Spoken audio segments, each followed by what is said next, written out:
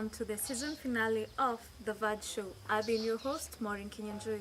Today's episode is kind of special. We'll be recapping of all the episodes we've had this season. To earn a living, people must work. And work does not choose a person chooses the work. Hustling has become a way forward for many Kenyans. As people go to school so that they're able to acquire various skills that will be able to direct them to various paths. From those specific career skills, they're able to hustle from that. Kenya nowadays, not all people are privileged to go to school. Therefore, people just hustle where they feel they can earn more bread in order for them and their families not to sleep on empty stomachs. I asked a few people whether or not one should choose the kind of hustle they want, or hustle is hustle, as long as you get your coin. I think I would first hustle as I try to work out my career, and then the money that I save from my hustle, then I fix it into my career so that I can just boom my career. Hustling should be should earn you money. At the same time should be in line with what you like your passion, for example. Yes. So like hustling on my view, I think someone should find something that they enjoy doing and hustle from it. And we are seeing many people who are enjoying and are using their talents and the things that they enjoy doing. For example, photography being an example. People are earning from it and it's becoming a good hustle. So I caught up with two different experts from totally two different hustles, and we sat down with them just for them to explain for me their area of specialization and expertise. John is also an expert in his hustle for car hire and services. Okay, I wanted to be my own boss on my business. That's why I ventured from my own cab and car services to the customers. It pays back because at least in a day you can make at least 4,000 or 3,000 in a day, in a good day, which is better off than the employment where I was before. In Nairobi today, the means of hustle doesn't quite describe the kind of person one really is. People tend to focus more on the income they get from what they do to earn it. So hustling is it's a career path for many different types of Kenyans. People do different types of hustles just to be able to put food on the table. And one shouldn't be judged of the career path they choose or the type of hustle they want to partake. One should be comfortable with it because in the long run, the one that puts food on the table. Reporting on The Vag Show, I am Tom Teshi.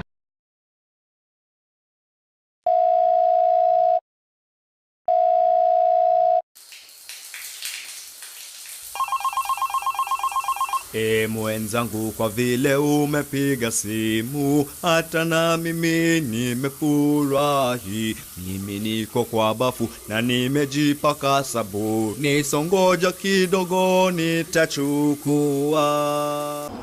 There's a thin line between morals and having fun. However, having fun should not lead to corruption of your morals. Entertainment in Kenya takes different forms, from comedy to theater, arts to music. One choice of entertainment depends on one interest and surroundings. DJing has become one of the top most entertaining jobs we have in our society today. DJs are everywhere in the nightclubs, weddings, both school and church events. However, DJing comes in hand with extra activities like drug use and immorality. I tend to seek people's opinion on DJing and moral values. Can one handle both in the society we are living in today? Personally, I don't have an issue with DJs. For a DJ to be morally upright, I think it's how the person is raised from at home. So for one to portray good morals, it's all about how someone is brought up. Personally, I don't have an issue with being a DJ because I believe in this current society there are different types of DJ. There's the gospel DJ and the secular DJ. For a gospel DJ, I believe he has to live a morally upright life, a life which follows the Christian ways. And the secular DJ, it all depends with him. He should be able to take control of his life. DJs are prone to having immoral behaviors, considering the fact that ladies might take advantage of being fans, and this might lead to business being mixed with pleasure. And as a result, DJs have scandals on social media, which finally leads to negative perspective and attitude by people towards DJs. Considering that some forms of entertainment might lead to moral decay, I met up with two entertainment experts and they will reveal to us their views on the matter. My name's Lee Kinyo. I'm a professional DJ. I work at Zodiac and sometimes I do events. What's challenging about being a DJ is sometimes like the things that sway you to one side, sometimes working with some people, it's hard. Sometimes some people don't really want you to make it in the industry. Yeah, as in, it's just a hard world. It's just like the job market. It's hard to find.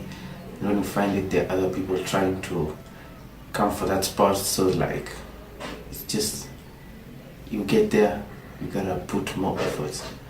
About morals, a DJ must have discipline because you're in a working place, you're in someone's club.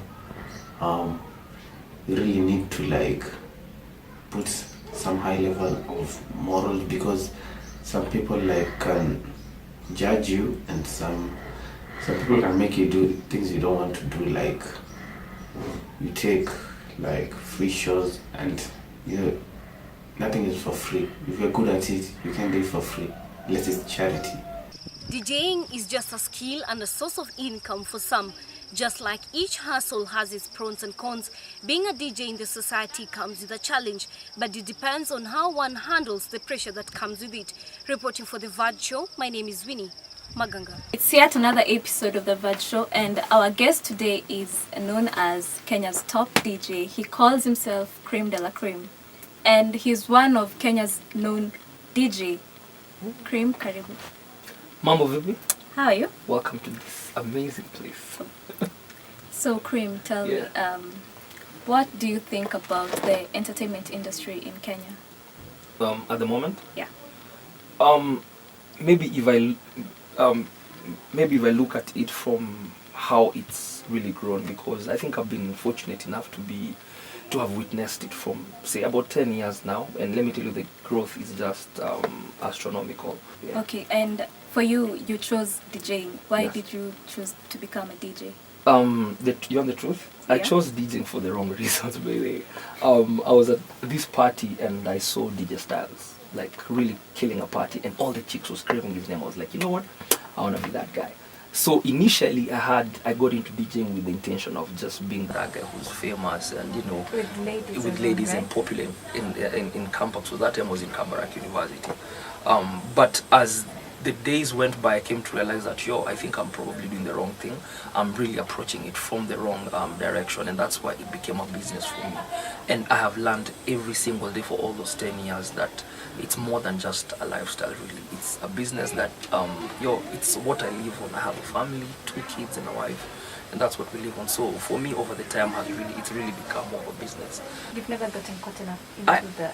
I remember I this have. scenario. Of, Yes, I have a lot of you actually had a scandal. Scandal which drove the whole nation. I know, so man. From that, what can you say about it? Basically, lesson learned from that is, and I've always been telling the young guys and people I mentor and really meet, because you see, back in the time I was a bit wild and I was a bit crazy, because that was me in my youth. I was still growing up, just started DJing, so everything was very fast for me. There are women, there's drugs, there's alcohol, everything's just happening, and realize me, I'm just this guy from Ushago who's just come and just got caught up in this city life kind of vibe, So I always advise guys that always be responsible for your actions, really, because someday, somewhere, all your actions are gonna come to play. You see, when my drama happened, it was a situation whereby I was just young and reckless. That's all I can say. I made a mistake. It's a price I pay till today, but the most important thing is how do guys learn from all that stuff. I always tell guys who are starting up, always be responsible, be level-headed, because trust me, somewhere, somehow, all your actions when you're starting out are gonna catch up with you. However, so you really have to keep your mind up in whatever you do. We're going to take a short break, and please don't move.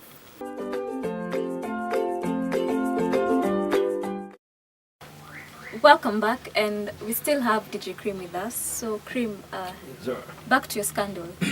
What if it was another DJ in your shoes? Would you still have reacted the way people reacted to your story? Well, if it was another DJ, I think, let me tell you, if how people reacted it, of course, a lot of guys really made fun about it, but personally, I'd never want to be in that situation. As in, I'd never want anybody to be in that situation, and real talk, because it's crazy. Like, people ask me how I got through it, how I go through my days. I still can't explain, because just I think God's grace, really. I mean, that's the only way you can, you can explain it. But if it was another DJ with the same situation, I think I'd support, really, because it's not easy. Kenyans are very quick to ridicule and make fun and make all these crazy things at the end of the day. But always ask yourself, it really happened to someone close to you, you yourself. How would you want guys to react to it, So at the end of the day, you might laugh about someone else's misfortune, but you'd never know that from that misfortune is where their fortune is going to come through. Like your family. Maybe write that down, How did your wife take it? How man, she was supportive, and I really appreciate her for that, because I think if it was not for her and my family, I don't think I could be here, She took me out for dinner that night, by the way. Just tell me it's all good. So she's been supportive, and I really appreciate that. And because that's God-given, really, because most of the wives perhaps would have maybe walked off, burnt you with hot water, do some, some drastic thing, But at the end of the day, I'm so thankful to God that she was level-headed enough. And because of that, that's why I'm standing here today, because it's not easy, man. It's not easy. So I think when people go through scandals and drama, the right thing, yes, it's okay to make fun about it, but at the end of the day, that person probably needs your support more than anything else. Yeah. Well, thank you very much, Cream. It's really been an honor to host you. Awesome. Well, that's all we had for today. When a man starts his day with new Nivea Men Cool Kick Body Lotion and Deodorant. Double the kick of coolness, 48-hour moisture and protection. So, when she tells you to carry a handbag in public, play it cool. When Sia from finance gets all up in your grill, What you gonna do? play it cool. Nivea Men, it starts with you. Now available in a body cream for instant cooling and intense moisture. The type of leaders we have today are both inclusive of men and women. Regardless of the age and gender, we should all support our leaders and respect them equally. In history, women have been viewed not as strong as men in terms of leadership. Just like the man is the head of the family, women have been kept aside and these leadership positions have been given to men. In today's society, there tends to be a balance in leadership between men and women. Many women feel as if their voices are not heard in any matter which involves leadership. However, a time has come for change. Women are becoming more vibrant, and therefore we should respect them and support them in their leadership journey, no matter the position they hold in the society. People have different perception when it comes to women and leadership. I caught up with one expert in this area and had the following to say. In our society today, women have become vocal in leadership, especially here in Embakasi West. Especially in Embakasi West constituency, we have Eagle Mama Welfare Association. Eagle Mama was founded on the basis of helping kids who are from the less privileged families. Eagle Mama go through schools where they do counseling of kids, especially the girl child. We also focus so much on kids, especially the boy child, who have joined crime. Some even carry guns to school and knives to threaten others so that they can get some finances, some cash to take home. Now that's the reason why we came on board. We do this. We also help children who are less privileged and their uniform are been torn. We get them new uniform. This shows that women have joined in the journey of leadership no matter which venture it is. And we're proud to tunajivunia kwa Eagle Mama Welfare Association. We're living in a developing century where women have been given a chance to showcase their skills in leadership. For our country, Kenya, some women are emerging better leaders than certain men. Reporting for The Vag Show, I am Mark Mufan. Welcome to The Vag Show, and on today's episode we are joined by a very lovely and young lady. She is the chair lady of Exclusive Group. Caroline, welcome to the show. Thank you for having me. First and foremost, do you believe you're a better leader than the previous chairman? Yes, I believe that I'm a better leader. One, we never had a woman in the leadership or the chair position in our group. That's the exclusive group. And two, I've not had any complaints so far from the members.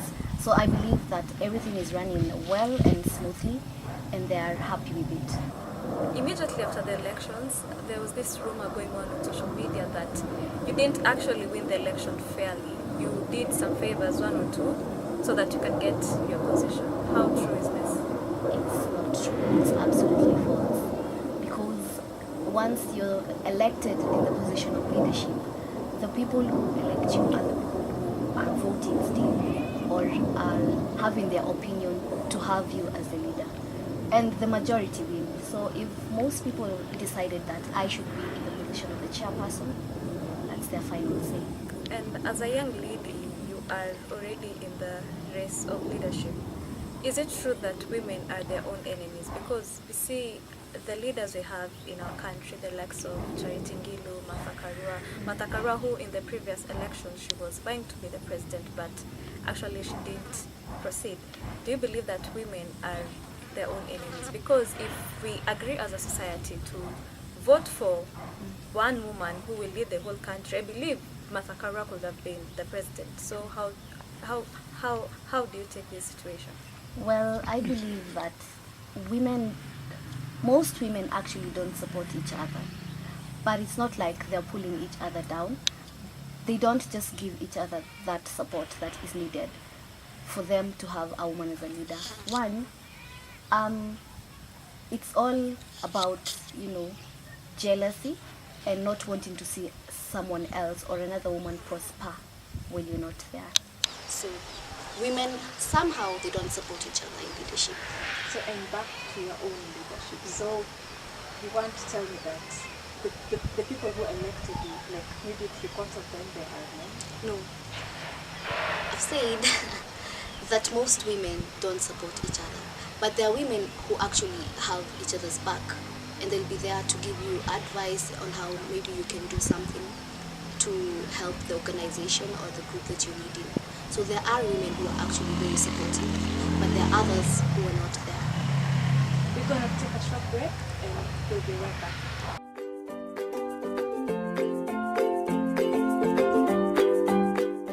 If you're joining us, this is the Verge Show, and we still have Caroline with us, who is the chairlady of Exclusive Group. So, Caroline, back to where we stopped. We're talking about women and leadership. And as a woman, you're already at leadership. So, do you think that in Kenya, women are given the chance, equal chance as men? And if so, do you believe that male chauvinism, the era of male chauvinism, is still continuing? Because we have leaders who are women, the likes of Shebesh and the rest, but we find that they don't actually perform to our expectations. What is your take on that? Leadership in our country or in the organizations that we lead in, we've not had a lot of women in leadership because most people believe that women cannot lead a large number of people. So the fact that in Kenya we've had this statement that you should have a 3% of women representation in the organization. So I believe that is one move that is going to help women rise up in leadership. Secondly, we've had male dominating the leadership positions for a while, but at the same time we have women who are CEOs, managers in large companies. So, but they're not in a large number of, they are very few, but they're there. So with the representation of the percentage that was given, if that is going to be steady, I believe that we're going to have more women in leadership. And it's not that women cannot perform. They can perform, but they need someone behind them to give them advice on what to do, because you have to have someone to advise you on how you can do whatever is expected of you. So in your own words, can you say that women in leadership, they have failed because they do not have that person who gives them direction, or that person who pushes them to do the right thing? I think that is the main problem, because women will hesitate to, go ask around like here and here, what should I do, what do you want?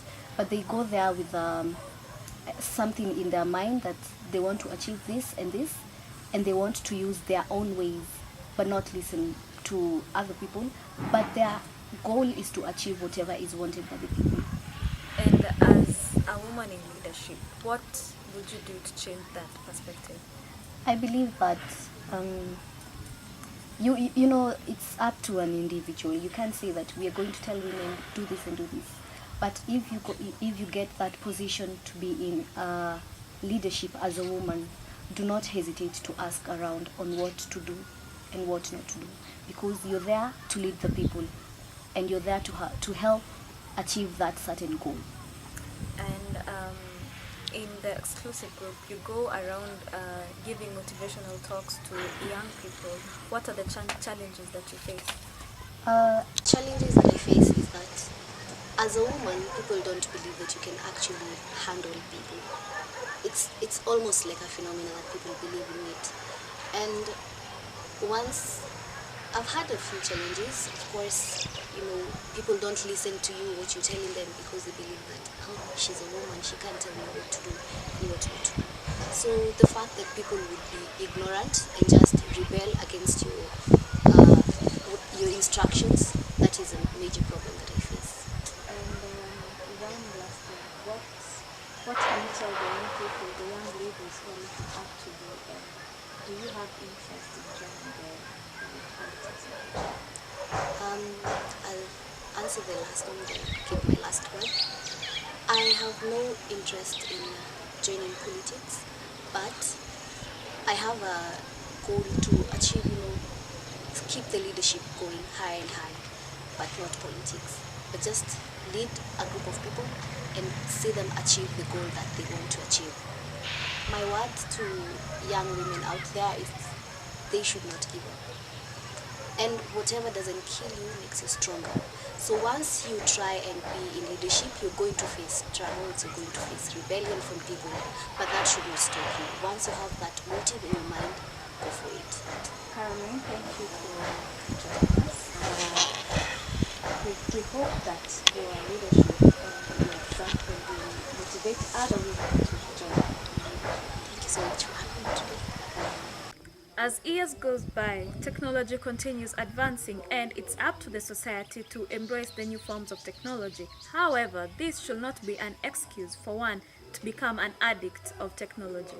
Technology in Kenya is advancing day by day, but too much of something is poisonous. It is not every day that people get to embrace new forms of modern technology. However, people, especially the youth, become addicted and lead to various consequences. I asked a few people on their views on technology, and this is what they had to say. I own a Xbox console, which is for gaming, and I can say the only way that it helps me, it helps me to pass time when I don't have things to do, and also it helps me relax when maybe I'm stressed out. But I can say it's quite addictive, and if one doesn't take care, then you'll end up wasting a lot of time and not being productive in your life. I have played quite a lot of FIFA. Actually, I think I've played from 2014, 2015, 2016. It's interesting. It makes you relax. It makes you think. But there's only one problem with it. Once you start picking it, it's really hard to put it down. As much as having technology is an advantage, becoming addicted to it is very easy. FIFA is a great example of technology addiction. It's up to one to moderate the usage of the technology to avoid the addiction. Technology has a great advantage to man. However, man should control his urges towards technology. Reporting for The Verge Show, I am Harrison Masharia. We have had some of the most interesting hyperlocal reports, but these are our best two. Oh, hello my good people. My name is Vicky, and today I'll want to know your views on piercings. So I'm going to find 2 or 3 people who are going to tell us more about piercings. Hi. My name is Thelma Nabiri. And personally, I love tattoos and piercings. I have 3 piercings, and I'm planning to get a tattoo.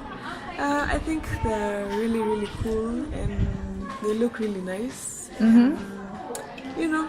Yeah, so what if one day you just find your mom with a piercing on her eye here?